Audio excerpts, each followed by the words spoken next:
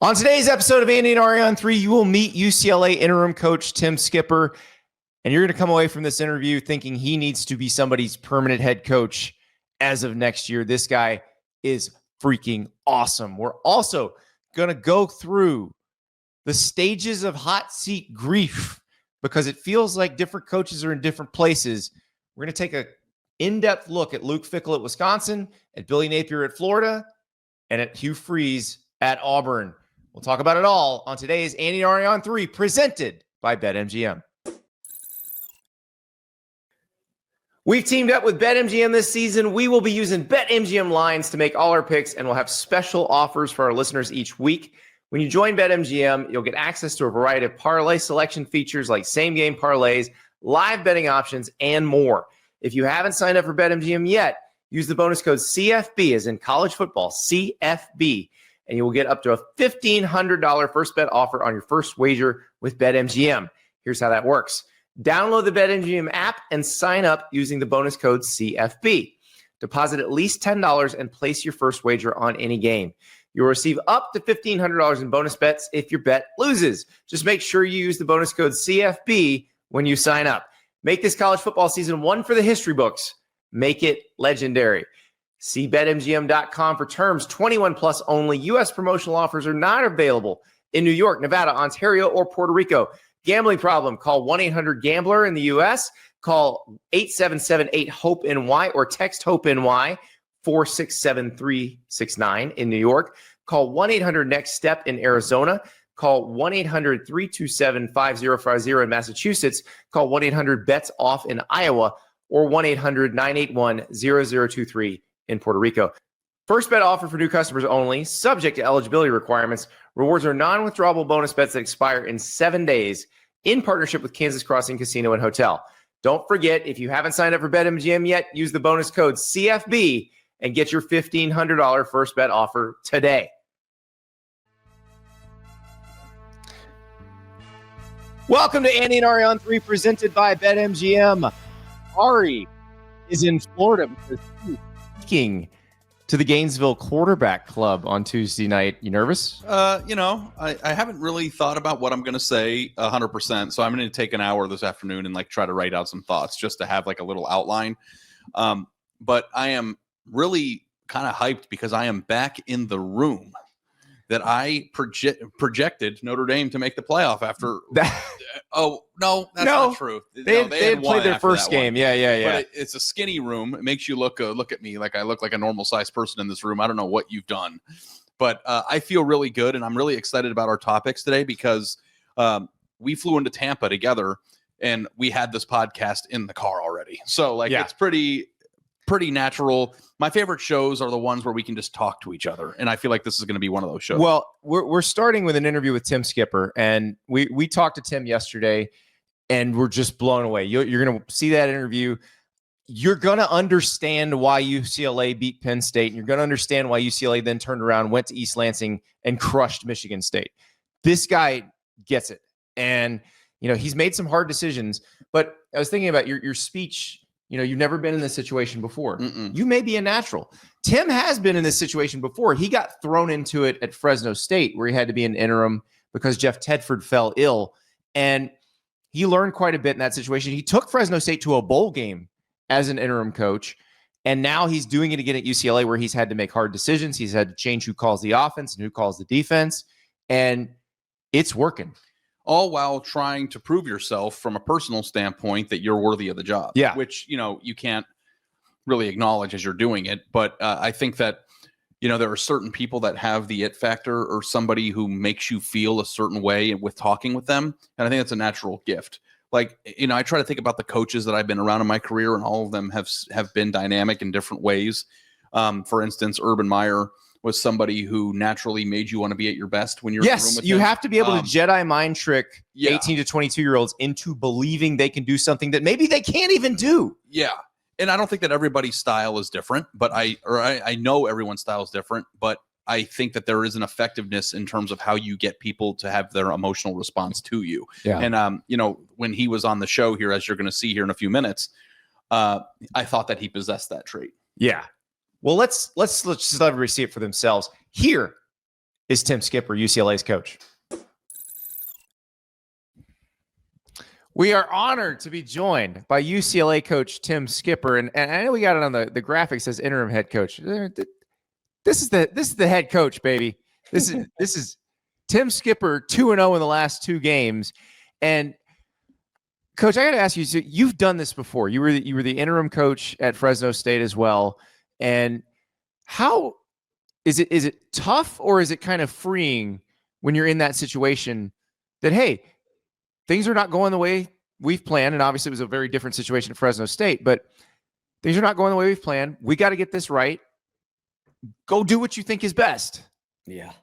It's like you hit, it's never a good moment when you become the interim head coach. Something bad has happened. So my primary focus is just, how do I get the guys to love football again? What do we need to do to love football and to give us the best chance to win games? And that's the complete focus.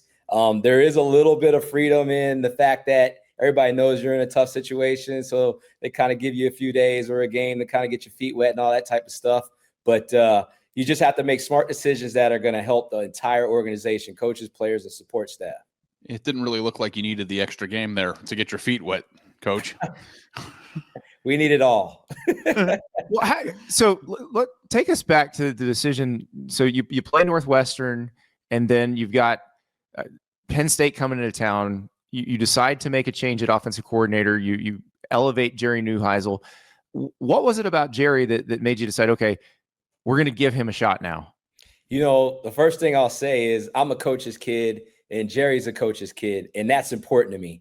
Like, I just think we've dealt with all these different situations in our life that you have to adapt and overcome. Just moving, meeting new friends, seeing the ups and downs of wins and losses, understanding that your dad's not going to be home for a lot of the during the fall time. You know, all these things that coaches' kids have to deal with. And then he's just a brilliant football mind. I really enjoyed, before I became the interim head coach, I really enjoyed talking to him and just talking ball and getting to pick his brain and all those type of things. And he's got a bright, bright future, and hopefully it just gets better and better. Tim, when you took over, what was your first message to the team, and how quickly after did you share that you guys control your own destiny to the college football playoff and national title? Oh, dang. We didn't talk about the playoffs, I'll tell you that. You want to know the truth? The very first thing I talked about was defeating the locker room. We needed to get the locker room clean, put pictures up of exactly how I wanted it to look. And after our first practice, I told them, your deadline's tonight at midnight. So starting tomorrow, the locker room needs to look this way all the time, not just tomorrow, but every single day. And that was the message, because we need to win off the field before we're going to win on the field. And then you gave them chores. Oh, yeah, I guess you could say that. To me, it's pretty simple. Take care of your stuff. But a lot of them are getting are you a make your bed every morning? Like, that's how you have to start the day? I am not that guy, to be totally honest with you. I am not. I'm a get up and go type guy, and then I come home and it is what it is. But now, I heard you say in one of your press conferences that if the day doesn't start with enough juice, that is, if it's not intense enough, you'll start the day over. Yep. Have you had to start the day over yet? I have not had to do that. I have not. Energy and passion and love for what you're doing is what I believe in. And that's happened. Like, it's from day one, we've learned how to enjoy what we're doing, enjoy the process, and love what you're doing also. And just put everything that you have in your body, the strain, to be successful. And that doesn't matter if we're on the field practicing, doesn't matter if it's game day, doesn't matter if we're sitting in a meeting, doesn't matter if it's a walkthrough. Give everything you have at that moment, and then we'll be okay. Win equals what's important now. That's how I see it. So now is what's important. You seem like a great guy, and somebody that people would want to play for. But I'm really curious, on a serious note. We watched UCLA for the first few games of the season, and we've watched your last 2. Is it even surprising to you, to a certain extent, how much of a night and day feeling it? I mean, it doesn't even look like it would be possible to do what you guys have done. Like, how has it turned around so much, and are you shocked by it even? To be totally honest with you, I haven't even thought about it that way. I haven't been able to take a deep breath and reflect. That has not happened. Like, I hit the ground running, and it's still running. I'm sure I'll probably have some thoughts on that later, but there's so much going into this. I mean, we changed our offense, changed our defense during the weeks of the games. Like, we have a lot on our plate right now. So I don't really know that reflection piece right now. I just worry about the now. And I'm just trying to keep these guys rising, man. That's all I want to do. Just stay on the rise. I love what you said after the Michigan State game, where you said there were so many built-in excuses had we lost this game, where it's a 9 a.m. body clock start, it's a cross-country flight, it's a this, it's a that, and you're like, none of that matters. How do you make your team believe that too? That's how we operate, man. I mean, the time of the day is wherever we're at. I don't care if it's East Coast time, Pacific time, whatever it is. The time of the day is where we're at. There's no excuses with football. Nobody's going to feel sorry for you once that whistle's blown and it's kickoff time. So you need to go play. And the standard is the standard. We need to hold up to the standard. I don't care what the situations are or what built-in excuses we have. The standard's the standard. Adapt, overcome, and let's go play. Tim, our producer, just texted us he'd run through a brick wall to play for you. And I'm kind of getting that feling too. There's just certain people that kind of we actually need to send Tim Rivers highlights. Yeah. So if you need a 130-pound slot receiver who played small high school ball in Tennessee, he runs a 5'9", 40 too. He's a dog, though. He's an absolute dog. So we'll send you the tape, the huddle clip afterward. Tim, you know what is really something that stands out to me, and I'm sure you're obviously aware of this, but Nico Iamaleava has been through the ringer a little bit, at least in the court of public opinion. He has a huge change from Tennessee to UCLA. Things got off to a pretty rough start for him. What was it like trying to cultivate a positive mentality with him? And how have you seen him respond the last few weeks, as he's played a really, really good few games, and it seems like he's on the verge of maybe turning around some of the narrative that's been spun about him? Yeah, that narrative is crazy, man. It's even for me, I didn't get here until August basically, and just went straight to camp.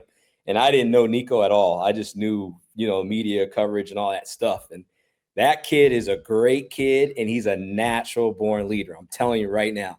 He voices his opinion, whether it's good or bad, and people follow him. That's the number one thing I'll say about him. As he gets in difficult situations, he didn't shy from it. He didn't run away from it. He attacked it. And I'm just glad he's having success now. Like, he deserves that. He's a very hard worker that's dealt with a lot of stuff on and off the field, and most of it's off the field stuff. And he just keeps on rising, keeps on moving forward. And it's just a pleasure to watch him grow as a person. But I just want to get out there that this dude's a natural born leader. Like, he has a voice, and he's not afraid of anything. And I'm just glad he's on our team. Ari and I were at the Tennessee-Ohio State game last year, where they basically had him in hell, where their Tennessee's receivers couldn't get open at all. And he was getting beat up so much trying to run and gain yardage. And I remember turning to Ari during that game and saying, the way he can run, if you could ever have a situation where he's running this way and then you get guys open, it could be a really effective offense. And that is exactly what it's looked like the last 2 weeks for you guys. Yeah, he's a dual threat guy. I mean, very athletic, good passer. Very smart. He takes what the defense gives him. If he has open running lanes, he's going to take off and get out of there. If they're going to put people in the box and account for him, spying and all that stuff, then he's going to let his receivers go eat. So I really like his decision-making. I like how he has command of the game, and just continue to make smart decisions, and he'll be very successful. So I mentioned you've served as an interim coach before. For the viewers who don't know, you were Fresno State's interim coach last year. Coach Tedford had gotten sick, and you took over for the program. What did you learn through that experience that helped you on that day when Martin Jarman comes to you and says, we're making a change, you're the interim? Yeah, that experience was everything. I'm just going to tell you, like, when I took that thing over, I wasn't prepared for everything that came with it. Just the off the field stuff, the schedules, when's the meeting time, what are we going to eat, all the media stuff, how much I was away from actual football was crazy. And I had to get used to that. And I got better and better as I was working the job. But taking over here at UCLA has been 10 times easier for me because of that experience. I already had a schedule laid out. I already knew how I wanted their off days to be. I could answer questions without saying, hold on, let me get some more information on it. Like, I'm so far ahead, and I know exactly what I want to do every single day. And I know what our mission and goals need to be, that I'm just very comfortable. And that experience really did help me, though. I mean, it was invaluable. Priceless. Tim, when I think about UCLA's program, I mean, I grew up on the west side of the country, and I think they've got the most beautiful uniforms in all of college football. They're in a beautiful town. Who doesn't want to live in Southern California? All these things. But there's a perception about the UCLA job nationally about, buy-in administratively, fan buy-in, all these things. What is the ceiling for UCLA from your perspective? And is it a better job than people might think?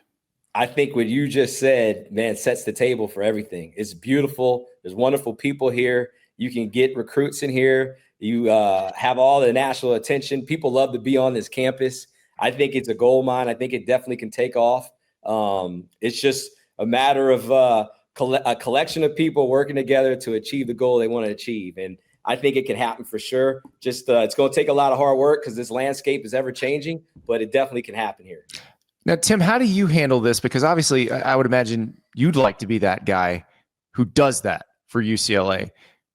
If you keep doing this, even if you aren't that guy, there's a chance you're getting a head coaching job somewhere else because people have watched what you did. But how do you separate yourself from that and just deal with the day-to-day of trying to keep this team winning? Kind of like I was saying earlier, man, there's so much going on in my day-to-day. I can't think about the past or the future. Like, I really can't. Like, I'm just thinking so much. We're game planning, take care of the players. There's so many things going on right now that I have not let my mind, or I don't even have the ability to let my mind go to where I'm thinking about what I'm going to do next and all that type of stuff. I'm one of those people that, man, if you work hard at something, you'll achieve the goals you want to achieve. And I'm just going to keep on pounding the ground and just keep on working and let the chips fall as they may. So we close our interviews with a new guest with the same question, and I apologize because I should have prepped you for this, but now I'm actually I can't wait because I kind of want to hear it extemporaneously from you. So we always ask, what are your rules for life? And we've had different coaches give us different rules. Joel Klatt, when he was on, had a great rule for life of never talk trash to a guy with a huge belt buckle because that happened to him once and it ended very badly. But Ari's is never go to a restaurant that claims to specialize in pizza and sushi, which I feel like is a good rule. But what rule or kind of 2 or 3 rules do you live by? On the funny side, I never eat Popeyes unless it's in Louisiana. Love it. Disagree, strong disagree, because Popeyes is great everywhere, but let the man cook. Why? So look, okay. Copeland's owns Popeyes, all right? I'm from New Orleans. Mm-hmm. I actually worked for them for a little while, not at an actual Popeyes, but my high school football team, we actually organized their Christmas lights on the house for them, okay? And they brought us Popeyes every single day for 2 weeks to eat at lunchtime. And sounds like heaven.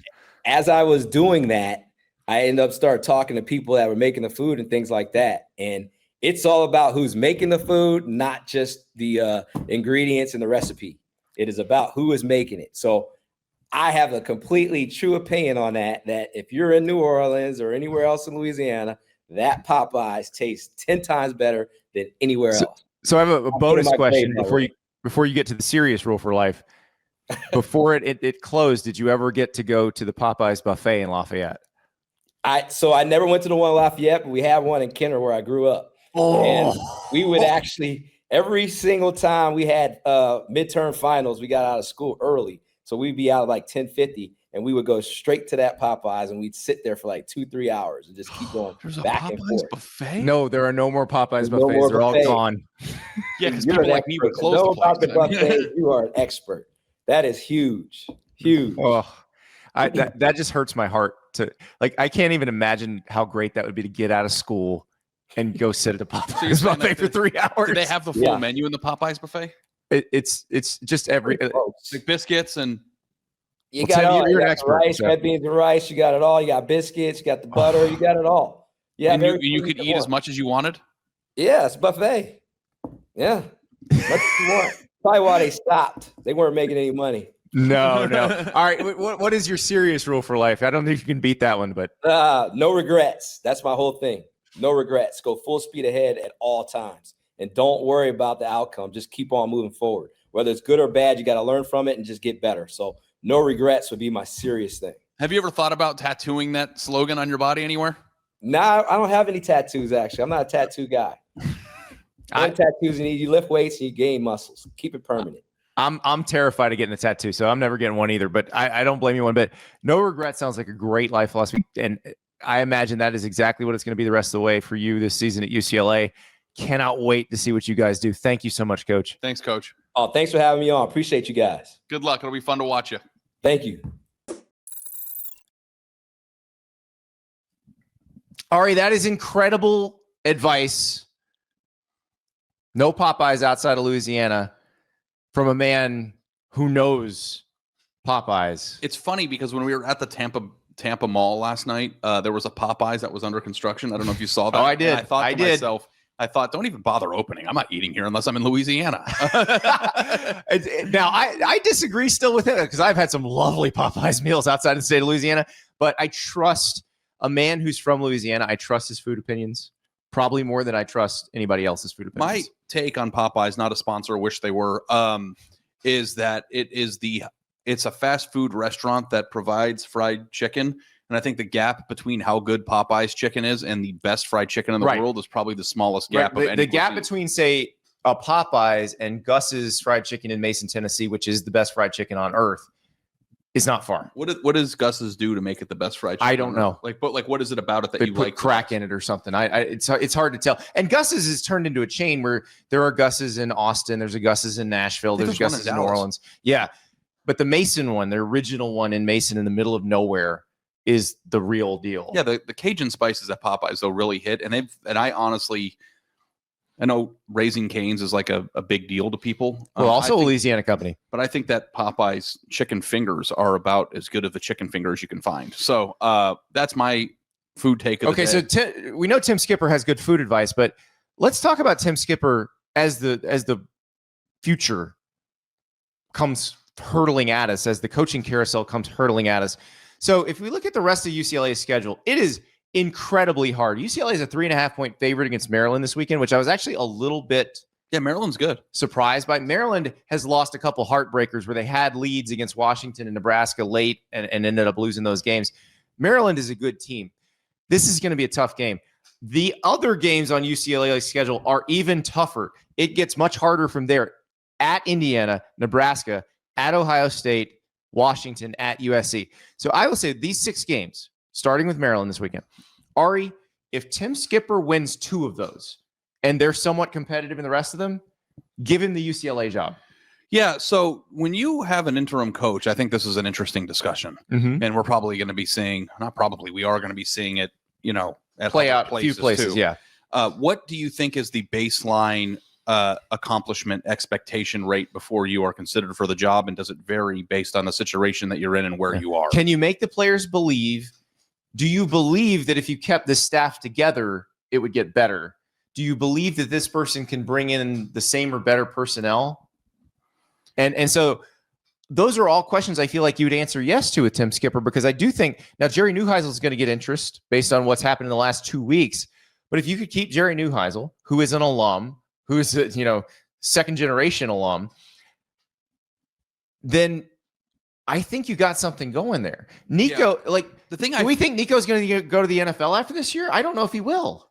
I don't know. I don't know what. And the last 2 weeks have made me rethink Nico completely. I'm not going to I'm not going to try to predict what Nico's family is going to do with him. Yeah. But the thing that I do know is that there is a difference, and I think maybe a multiple different type of skill set, Andy, between getting people to believe or to buy in when things are going poorly and building a program. Those are the 2 things that scare me. But because it's like you can get people to feel good about themselves in the midst of a terrible situation, but are you going to be able to build a program in the offseason when you're the guy and you're not doing this back against the wall thing? The turning around something that felt hopeless is probably a tougher skill than being able to build. So if you can turn around something that was hopeless, make people believe, what can you do when you have all that runway? And so that's what I think. And I don't know that Tim Skipper is going to get this job. The UCLA search committee may say, you know what? We're going to go after a big name. That's what we want to do. Tim Skipper may wind up with Oregon State or a job like that. Yeah. I'm telling you right now, that guy's going to win wherever he goes. Yeah. I feel like he does have that quality. Even River, while we were, recording it was moved by him. I think that being able to move people is an important skill.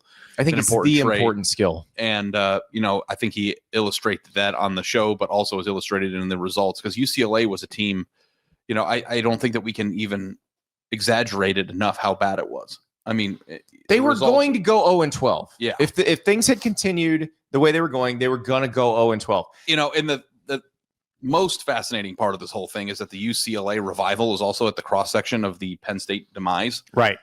Which carried over the following week. So it's like, as we try to get context of who's good and who's bad, it's like, well, how bad is it at Penn State? Because Penn State turned around and lost to Northwestern the following week too. So, they're favored against Maryland. I think part of the reason might be because Maryland has to fly the furthest possible way to get there. Right. And Maryland has lost 2 heartbreakers in a row. So you wonder mentally where they're at. A cumulative effect on that. I don't know, but Maryland's a good team. If UCLA beats Maryland and they pop off. Well, the thing is, if they win one more game after that, let's see, they beat Maryland. If they win one more game after that, it means they've probably beaten Nebraska or USC or Washington.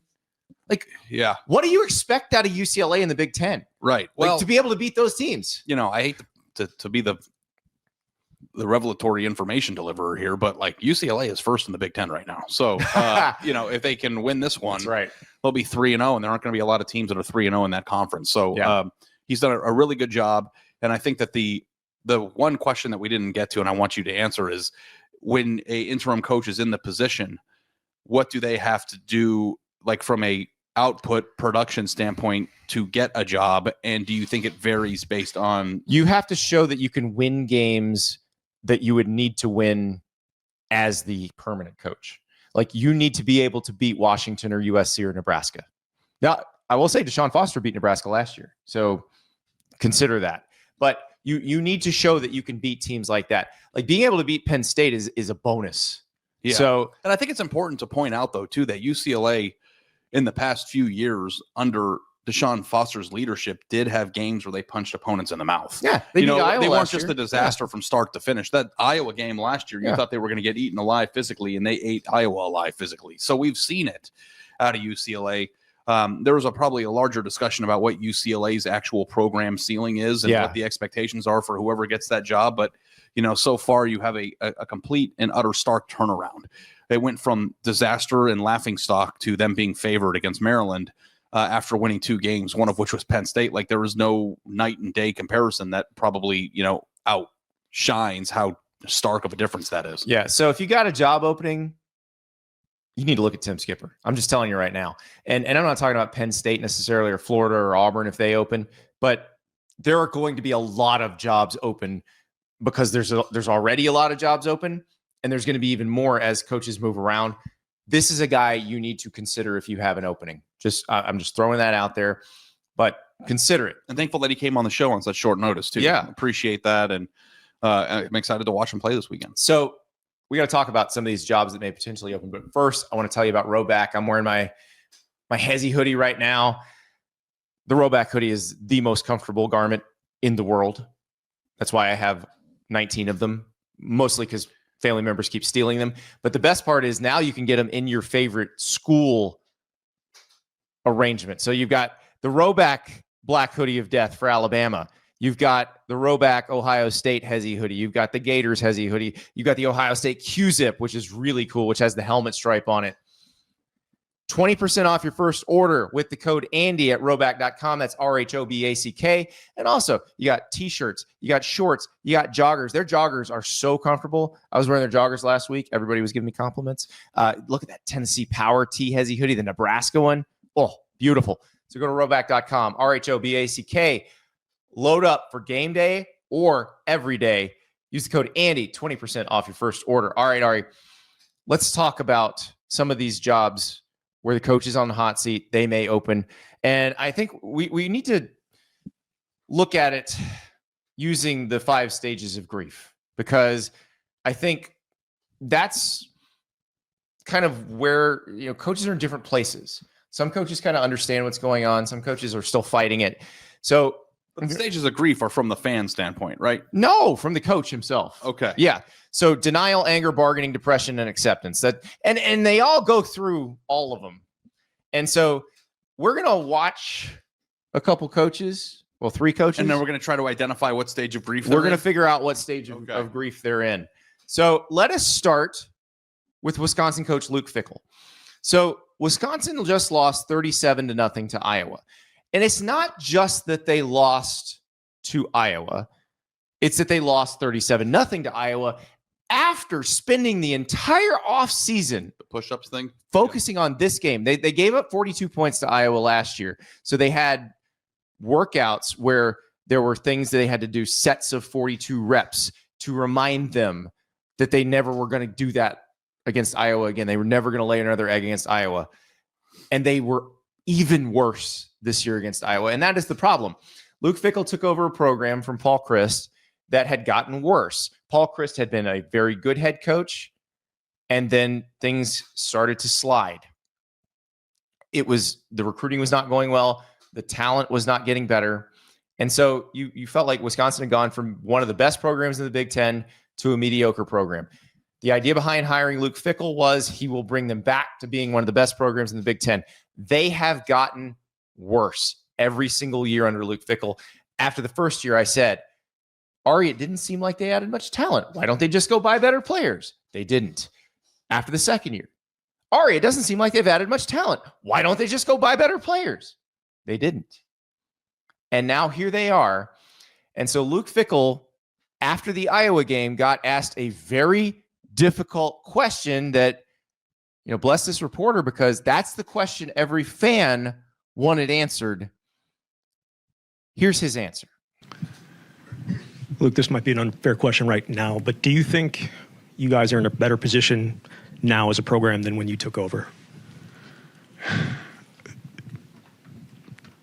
It's in a better position. No, I mean, right this second, we're not feeling real good. I could dig deep into it. I could say that I think, incrementally we've gotten better talent in some ways. It's tough to evaluate right now. I think the deficiencies, the injuries, and I'm not making excuses, but where we are on the offensive line and where we are at quarterback, it make it really difficult to answer that question, I think, in the best way possible. But I do believe as we started, fall camp, I would tell you that we were in a better place. And I think incrementally we had gotten better in most positions. And I would also tell you that I think a lot of other people have gotten incrementally a hell of a lot better as well. And so what that has done is put us still in the position where, no, we're not better than most of the people or maybe anybody right now that we're playing. Denial, anger, bargaining, depression, or acceptance. Where is Luke Fickell? Depression. Exactly. He is in depression right now. He is looking at this. And the last part of the answer where he talks about how everybody else got better too, like he's probably talking about Indiana in the Big Ten, but it's not just Indiana because Minnesota got better. Iowa got better. Iowa's a better team now than it was 2 years ago.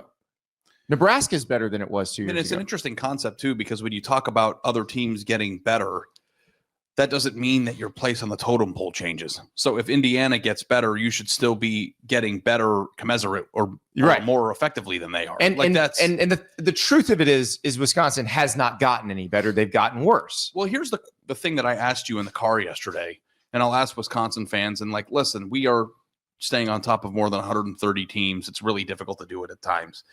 But what was the single biggest recruiting transfer portal splash that Wisconsin has made since he's been there? Which personnel upgrades that he was referring to in his answer can we specifically point to and say, hey, this was a big deal? And I don't know. I'll answer for them. There hasn't been one. So if, and I know you brought up Will Pauling in the car yesterday. They got him from Cincinnati. They didn't recruit nobody that they've recruited there has become a star.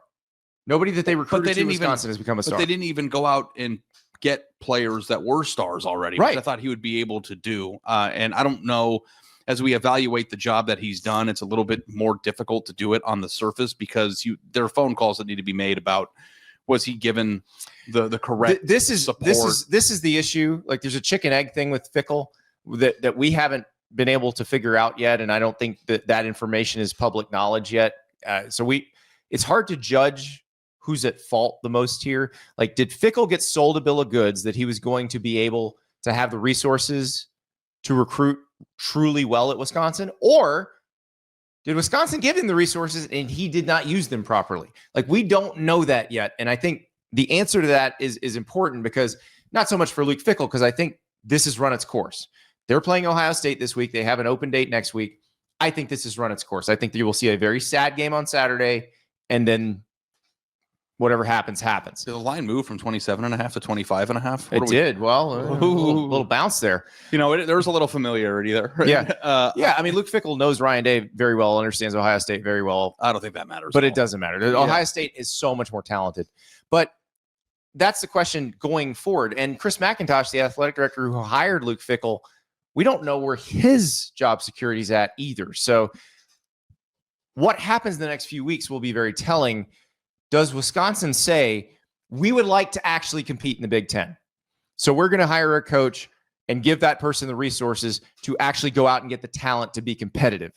Again, I'm not sure if Luke Fickell had those resources and didn't use them, or he wasn't given them, but I'm shocked that he would have left Cincinnati without some sort of promise that those resources would be allotted to him. And it's just kind of a confusing situation, because the way that Wisconsin moved on from Paul Chryst and the timing of that, and then the aggressiveness that they displayed in going out and getting Fickell, would be an implication that they were dedicated and committed to improvement in football. So if they did all those actions and then didn't follow through from an NIL, or didn't follow through from a administrative buy-in to give him the resources internally that he needs, those would be conflicting ideologies. Why'd you fire Paul Chryst if you were just going to give the next guy the same? Yeah, like if you're an Uber driver, you don't like trade in your Hyundai Sonata and go buy a 7 Series BMW to do the same thing. Like you need to, you need to aim a little higher. When you invest in something, you need to cultivate that investment by further investment. So, it's been there's a lot to discuss too, I think, about fit and about whether what Luke Fickell did best at Cincinnati and during his time as an assistant at Ohio State was transferable to Wisconsin. There's another discussion about whether the skill sets that made him excel at Cincinnati are even relevant anymore in this new era, because he was doing it at a time where recruiting was done a little bit differently. I know, like, towards the tail end of his tenure there, like NIL was beginning, but he hasn't really existed as a head coach anywhere in this environment, especially one where, like it or not, Wisconsin is still kind of removed geographically from where all the best players in the country play. And I think that there is a factor in that. It's harder to recruit Ohio, which he has a lot of inroads in. It's harder to, and the other thing, Andy, that I said in the car yesterday is that at Cincinnati, you can afford to take a certain type of player and roll the dice. And then if you hit on that player, I'm trying to think of the very small cornerback's name. Sauce Gardner was a very small cornerback. There was a really small one, defensive back from Cleveland Glenville, that was really talented. And I can't remember his name, but I know that it's a familiar name, and it was a younger brother, I believe, of an Ohio State football player. But I don't know if you can take that player at Wisconsin, because if you bring somebody in that's that small and it doesn't pan out, then you can't sustain that type of roster hit that maybe you could at Wisconsin. So, we'll see what happens with him, but the schedule's brutal from here on out. I think it probably is over after Ohio State. They have an open day. Or they don't have an open day. I misspoke earlier. They're at Oregon next week. They have an open date after Oregon. I guess you could wait until they go to Oregon and do it. But having to play two of the best teams in the country. And then, oh, by the way, they're at Indiana in the middle of November. So it's Ohio State, Oregon, Washington, Indiana, Illinois, Minnesota the rest of the way. I'm not sure Luke Fickell could win another game against this schedule. Yeah. And we saw this coming a month ago or 2 weeks ago. Like, okay, well, if they can't do this, then look at what they've got left. We said it before the Maryland game. We said if they lose to Maryland, there's a good chance they're going 2-10. So this is going to be one of the sadder departures and firings. And I don't think there's a chance that he comes back, even though a few weeks ago we were saying maybe the buyout's too high. I think given what we saw with James Franklin, that conversation we had last week with Matt Jones from Kentucky Sports Radio about Mark Stoops' buyout, like, I think all the buyouts are on the table, including this one. And I just don't think you can go in this era with no hope whatsoever. And that is the feeling right now. There is no hope whatsoever, which is why depression is probably the appropriate stage of grief. Also, the appropriate stage of grief can be read very clearly on his face during that news conference. So. Yes. All right, Ari, let us move to a different one. But first, we're going to rip a Panini pack. Oh, I'm excited. And it's a big one. It's a big box. This is a Contenders Optic 2024. So one of my favorite products of the year. This box contains one pack with 6 cards. Want me to hold your microphone, or do you want me to? You hold the mic for me. Okay, yeah. So, I'm gonna double barrel this while he's doing this. Well, you could put the mic near my mouth so people can hear me. That would help. So there's one pack with 6 cards in it. On average, 2 autographs per one of these packs. Be careful with this. Okay. Yes. I be careful touching. Be careful ripping. I'm making Ari nervous right now. He's. I mean, this is a pretty expensive box. So okay. Here we go.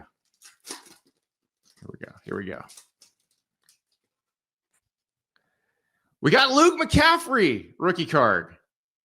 We love Luke McCaffrey. Luke. He scored last night. Luke. Yeah, they won too. Or no, they lost. The Bears won. Kyler Murray. I don't know how excited everybody's about him. Trey Benson. That's numbered. We got a Roman Wilson autograph. Yeah, Trey Benson, number 2. It's on the back. Number 2. 99. 99. All right. Roman Wilson auto. Fabian Lovett auto. Loved him at Florida State. Optic Illusion, Amon-Ra St. Brown. So that's probably our best one. Yeah, Trey Benson was the starting running back there for a minute there when James Conner got injured, and then he got injured too. But yeah, Roman Wilson was a receiver that I thought had a real chance of having a pretty good year. They were talking a lot about him in the offseason. I'd hold on to that one. Well, I'm going to hold on to the Amon-Ra one too. Yeah. So visit PaniniAmerica.net to collect your favorite college and NFL stars. They've got those new limited edition Ohio State boxes. We've got a few of those to open over the next few weeks here on the show. So a lot of fun to be had with Panini. Go to PaniniAmerica.net and you can start your collection today. Ari, let's move to another coach. And this is a guy who is just down the street from us right now, Billy Napier at Florida.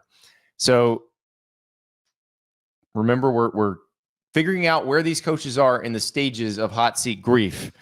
The stages are denial, anger, bargaining, depression, or acceptance. So Mark Long from the Associated Press asked Billy Napier a very topical question at Monday's press conference, and Billy had an interesting answer. So Ari, I want you to tell me where Billy Napier is in his stages of hot seat grief. Roll that question. Big picture, looking around the country, coaches are getting fired left and right. Is it eye-opening when like a guy like James Franklin, who made the playoffs, 10 months ago, gets whacked after, a couple of back-to-back bad games? Look, I don't think anything's changed. I mean, I think that happens every year. It's what we sign up for, right? They pay us, they compensate us well, so these are challenging jobs, in today's climate in particular. So, look, we're all men, we're all competitors. We understand we live in a production world, and you got to produce, right? So there's no running from that. I mean, so it was that way when we signed up for it in the very beginning. They used to not pay us as well as they do now. So, but when you do get compensated and the amount of revenue that's generated in our game, I think the compensation, it's fair. I have no issue with that. I think if you're at a place that doesn't have high expectations, then how much fun is that, right? So the challenge of playing against the best is why you do it as a competitor, right? So to see if you can do it, there's I think there's a leadership challenge, there's a competitive challenge, there's a strategy challenge. So look, we're at the top of the food chain here. We play against the very best every week. So Penn State's no different than that. All right, Ari, where is Billy Napier on the grief scale. Acceptance. Billy Napier is reached acceptance. That's exactly You right. brought up compensation a few times in the answer, and I'm like, yeah, he's probably picturing. I'm about to get a $10 million upfront payment and then $10 million over the next few years. And look, I think if you're Billy Napier, you've spent the last 3 years with the fan base wanting you fired. It's probably been pretty miserable. And so I would imagine when it comes, and I think there's a good chance it comes on Sunday, regardless of the result of the Mississippi State game, that it will be a relief for Billy Napier. Yeah, it is interesting when you look at the 5 stages of grief: denial, anger, bargaining, depression, acceptance. You can basically, like, this is a bit, but at the same time, it's still denial at the beginning if things aren't going well. Yeah. Hey, it's not my fault. We have changes to make. Anger is when you feel like you're getting unjust criticism, and that's when you see people snap in news conferences. Bargaining is when you reorganize your coaching staff. Depression is when after you do that. Although Billy didn't reorganize his coaching staff, he bargained with wins against LSU and Ole Miss. Yeah, and then bargaining too maybe is just like, hey, we'll keep DJ Lagway. Yeah, okay, yeah, exactly. And depression, I think, is what set in when they lost to USF. Yes, and I would agree with that. Like, that's like, okay, even after all that, we still can't. And they had the last little bit, the last gas when they beat Texas, but then they go to College Station, lose to Texas A&M. It's like, okay. And then acceptance is just everyone knows what's coming, and when it comes, you provided a guess there. If it's not then, it'll probably be shortly after, and then they move on. So, and as a person who is talking about compensation, I think that he has had to consider the benefits of what is coming around the corner for him. And I think he's probably going to find another job as a coordinator or something somewhere. Oh, he will. And the thing about Billy Napier, he might be able to find another head coaching job in the group of 5 pretty quickly. So Billy Napier did one of the things that Florida hired him to do, because what was the biggest complaint about Dan Mullen was that he did not recruit at a national championship level. X's and O's wise, game day schematic wise, Dan Mullen did everything you wanted. The problem is Billy Napier recruited at a national championship level, got the roster exactly where it needs to be. And if you don't believe it, ask Mario Cristobal, ask Brian Kelly, ask Mike Elko. They've all said the same thing before they played Florida and after they played Florida. Like that is a stacked roster. Like, I had a friend who's a Texas A&M alum text me during the game and say, I cannot believe how much bigger Florida's roster is than ours. Everybody's bigger at every position. And I was like, yeah, they have recruited a good roster. But Billy's problem was on game day, he couldn't coach them very well. They were very disorganized. They made the same mistakes over and over. The play calling was unimaginative. And when Billy Napier was given the opportunity to hire a play calling offensive coordinator, or when he was actually commanded to hire a play calling offensive coordinator, he was like, nah, I'm good. I know you can't rewrite history, and but I do wish that AI got powerful enough to do an alternate universe to see. But I wonder if he would have just try to take the CEO aspect of this, hire coordinators that he could trust, and to let them do their thing, if they would be better off. They'd be a lot better off. I wonder if he is going to lose his job as a result of unwillingness to adapt in that He wouldn't be the first coach who lost his job because of stubbornness. Like Jimbo Fisher has the biggest buyout in the country because of stubbornness. I would put a lot of James Franklin's firing on stubbornness. Yeah. Nick Saban, we always talk, what was Nick Saban? We attribute a lot of superpowers to Nick Saban. What was one of the best ones? Evolution and willingness to adapt. Adaptability. That's exactly right. And Billy Napier not willing to adapt. And I think that ultimately will be his downfall at Florida. But he's clearly accepted it. They're 8.5-point favorites against Mississippi State. Watch them come out and just rip it. They might. Mississippi State's a good enough team to beat you but I don't know. The thing that was so impressive about what Florida did last year was that they used the hot seat stuff seemingly to rally around their coach and fight like hell for them. Now, I don't even know if that's I don't think Florida's quit playing hard. No. I don't think that's the problem. They've not quit on him. And that's the thing. And this is why I think Billy Napier's lasted as long as he has. People like him. Yeah. People respect him. It's not like he's a bad guy. It's just that it has not worked the way it's supposed to work. You're not supposed to be 500 at the University of Florida. You're supposed to be better than that. And that's the reason he's going to get fired ultimately. He would have been fired sooner if he'd been a jerk. So yeah, that's part of it. And the players have not quit on him. I've reminded a lot of people this week because I got reminded of this actually, I think during our live show the other night. Do you remember the last game Jimbo Fisher coached at Texas A&M? I know the answer to it because you've said it. Yeah. It's a 51-10 win against Mississippi State. And I had memory hold that. And I remember thinking when I watched that game, things are looking okay there. Well, you come to find out later, they'd already decided to fire him. I can't remember if they told him or not, and he's just coaching freely because he's like, oh, whatever. I'm out of here after this. Yeah. I don't know what you would have a better idea of that here at Florida, what's going on, but it does seem like an inevitability here in the near future that this is going to happen. Yeah, it feels like, and they've got, I messed up on the open date conversation for Wisconsin because theirs is actually after Oregon. Florida's is after this week. They have an open date and then they play Georgia. And so the rest of the schedule, still hard. Maybe not as hard because Kentucky and Florida State don't look as challenging, but obviously Georgia, Ole Miss, and Tennessee are very challenging after that. So the Miracle Run conversation is over. Like they're not having that anymore. And I think that's why when you see Billy Napier answering that question, it is very much in the vein of, I get it. Mm-hmm. I accept it. Because he knew what the question was, too. It wasn't about James Franklin. It was about Billy Napier. Yeah. So Florida has to figure out what to do. Extremely talented roster. What can you keep? Who's going to hang around? Because you obviously want to keep Dallas Wilson. You want to keep Miles Graham. You want to keep DJ Lagway if you can. You want to keep Jaden Baugh. You want to keep Vernell Brown the third. Yeah. Vernell Brown and Miles Graham obviously are legacies. They're sons of former Florida players. So you feel like you'd have a better chance of keeping them. But if you could keep a lot of this roster together, and some of these guys are going to the NFL, like Jake Slaughter is obviously going to the NFL. Yeah. So I think there's a chance this is a good job. They're going to have a pretty robust candidate pool here where they can find some people who really want to come work there, who would like to have that job. I think Penn State's kind of in the same boat. So, and I actually think that Florida gave him a reasonable timetable to turn it around, too. They did. 4 seasons is plenty. 4 seasons is plenty. And the thing is, and we've talked about this with other coaches, like Curt Cignetti is just destroying everybody's excuses. Nobody can say, well, I didn't get enough time, because Curt Cignetti didn't need any time. And the truth of the matter is, if you hire the right coach, you don't need any time. Kirby Smart was in the national title game in year 2.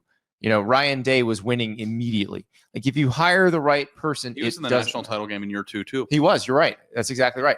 So if you hire the right person, it doesn't matter. They just are good. I don't know if those are great examples, though, because those places are pretty special, too. Yeah. Mario Cristobal got hired the same week as Billy Napier. Year 3, they were considerably better. They almost made the playoff. Year 4, they may wind up the number 1 seed in the playoff. Yep.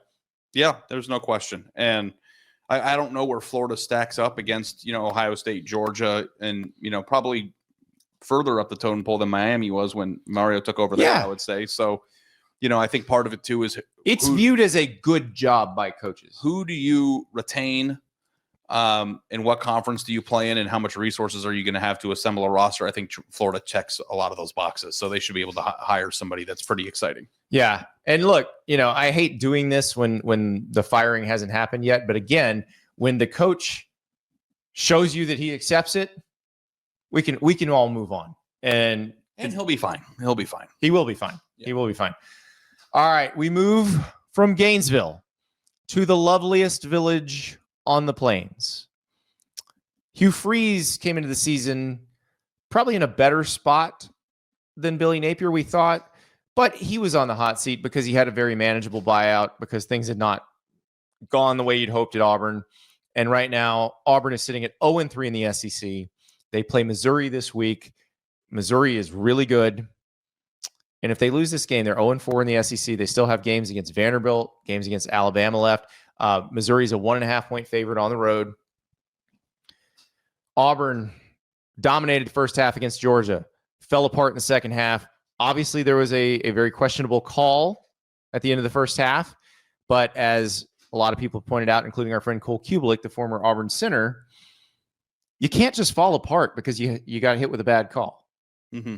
Like, if Auburn, even after the bad call, if Auburn had played the way it did in the first half, in the second half, it would have won the game. So Hugh Freeze is in a situation now where this is a win or else, I think. I think he's in a win or else situation, but I don't think he's in the same place as Luke Fickell or Billy Napier when it comes to how he feels about the job. So let's play a clip from Hugh Freeze's press conference and decide where we think he is. At what point, though, is the results a reflection on the leadership and the coaching? How much of that are you owning? What are you changing this week? Like, why fans expect a different result this Saturday? I can't control what your expectations are or what theirs are. I know what ours are. Ours are to get ready to go win a football game, just like they were last week. And I thought we had a really good plan for our kids to do that. You don't always win in this league, and we knew that when we came here, when we were starting to build, and we're there. And we do have to get different results, and we all know that when we sign up for it. But anybody that looks at it and doesn't see that it's very, very close and attainable really don't know what they're talking about. And so we've got to get different results. And, there's one way to do that. Go back to work, and let's get better at learning how to win when we get those opportunities, and hopefully get a few breaks that go our way also. And, and let's get on the winning column and see if we can't get on a run. Ari, this 5 stages of hot seat grief: denial, anger, bargaining, depression, and acceptance. So we were on the same page. My guess was what you would have said on the first 2, right? Yeah, we've done Luke Fickell and we've done Billy Napier so far. Luke Fickell was clearly depression. Billy Napier was clearly acceptance.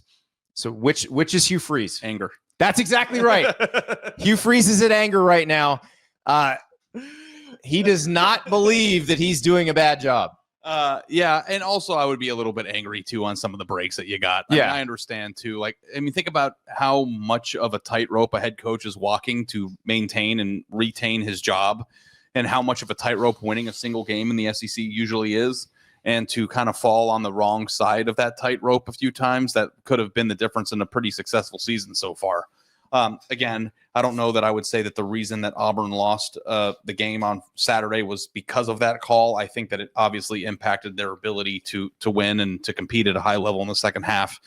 But he doesn't strike me as somebody who is sitting there thinking, like, I got to look in the mirror and figure out what the hell's going on here. I think this is somebody. No, and he got a question elsewhere in the press conference that would have led you maybe to bargaining. But here you can see why he's definitely not to bargaining yet, because bargaining is the one after anger. Hugh, are you guys considering the quarterback change? Have you considered quarterback changes at this point in the season? When you look at the first half, you're in love with what you see. When you look at the parts of the second half, you question why not the same throws, why not the same accuracy. So all of that is certainly worth looking at. We're always getting other guys reps for sure, but Jackson is who we're going with Saturday, and hopefully he gets off to that same start he did again, and continues it now, throughout 4 quarters. I'm not going to throw you the red meat of a new quarterback. No, I'm going to keep doing the same thing I've been doing and see if I get a different result. Well, sometimes you just need a chip in a chair, and you want to keep that chip in your pocket so you have to bargain. Like, I don't know if we're at the stage of bargaining yet. I think Auburn is good enough as it is right now to win games like the one that they're playing. Auburn Saturday is just like Florida, though. Like, Florida's close in some of these. Florida has beaten Texas, but it's over for Billy Napier. Like, because they're not good enough to win enough of those games. Auburn is the same type of job, the same level of expectation.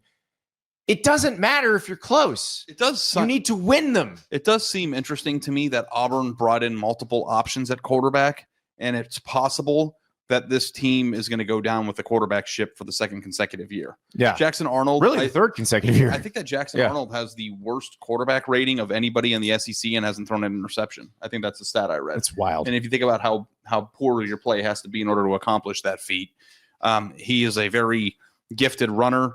He can extend plays, get away, get first downs. We've seen him do good things this year. I'm not going to sit here and say that he's just been an irredeemable, terrible quarterback, but whatever's going on there offensively isn't working.